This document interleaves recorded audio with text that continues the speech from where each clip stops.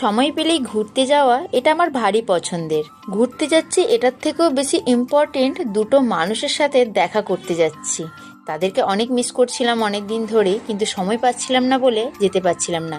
আজকে একটু সময় বের করেছি, চলো তাদের সাথে গিয়ে দেখা করে আসি।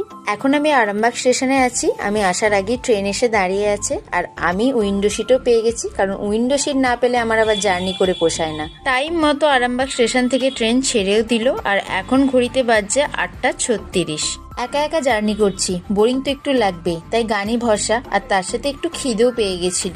তারপর আর কি, জানলার বাইরে সবুজে ঘেরা গ্রাম দেখতে দেখতে শহরে পৌঁছে গেলাম।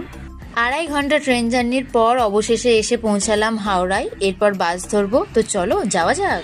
কি আর বলি, বাস ধরতে এসে দেখো কাণ্ডটা, সামনে দাঁড়িয়ে আছে 100 জন, পিছনে দাঁড়িয়ে আছে 100 জন, আর এত সুন্দর গরমে আমি পুরো পাঁপড় ভাজা হয়ে গেছি। লাইনের ভিড় কাটিয়ে সামনে এসে দাঁড়ালাম বাসের অপেক্ষায়।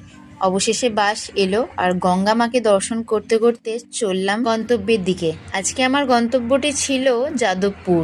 তো চলো, যাদবপুর তো এসেই গেলাম। যাদবপুর থেকে একটা অটো নিয়ে যাচ্ছি বিজয়গড়, আর অবশেষে 7 সমুদ্র 13 নদী পার করে আমি অবশেষে পৌঁছালাম আমার গন্তব্যে। আশা করছি আমাকে আর বলে দিতে হবে না, তোমরা অনেকেই বুঝতে পেরে গেছো আমি ঠিক কোথায় এসেছি।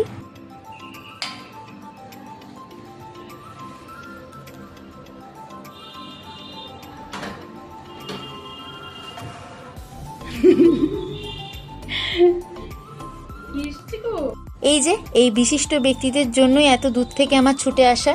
এই যে আর একজন বিশিষ্ট ব্যক্তি, আরো সোনা মনাইকে দেখতে পেয়ে দেখো কত সুন্দর ওয়েলকাম জানালো আমাকে।